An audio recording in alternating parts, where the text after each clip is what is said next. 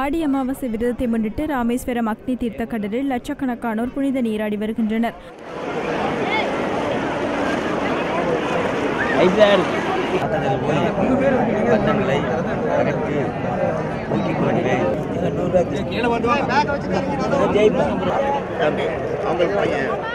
ஆடி அமாவாசை என்ற மிகப்பெரிய புனித திருநாளிலே ராமேஸ்வரம் வந்திருக்கும் அனைத்து பக்தர்களும் அக்னி தீர்த்தத்திலே நீராடி தங்களுடைய முன்னோர்களுக்கு திதி தர்ப்பணாதிகள் கொடுத்து 22 புனித தீர்த்தத்திலே நீராடி எல்லாம் வல்ல ராமநாத சுவாமியை வழிபடுவோமேயானால் நாம் இந்த ஜென்மாவிலே செய்த பாவங்கள் நிவர்த்தியாவதோடு நமக்கு நம்மளுடைய முன்னோர்களுடைய பரிபூர்ண ஆசி கிடைப்பதோடு மட்டுமல்லாமல் நமது சந்ததிகள் வாரிசுகளுக்கும் அந்த ஆசியானது கிடைக்கும் என்பதிலே ஐயமில்லை.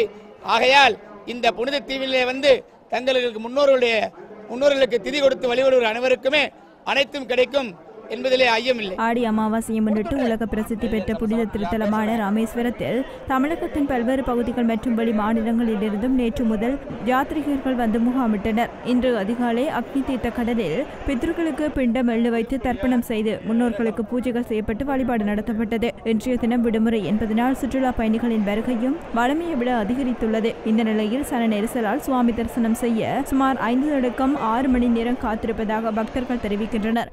எங்கள் முன்னோர்களுக்கெல்லாம் திதி கொடுக்குன்னு சொல்லி சொன்னதுனால இன்னைக்கு ஆடி அமாவாசைனால இங்கே ராமேஸ்வரத்துக்கு வந்திருந்தோம். பக்தர்கள் வந்து லட்சக்கணக்கில் வந்திருக்கிறாங்க வெளியூர்லேருந்து.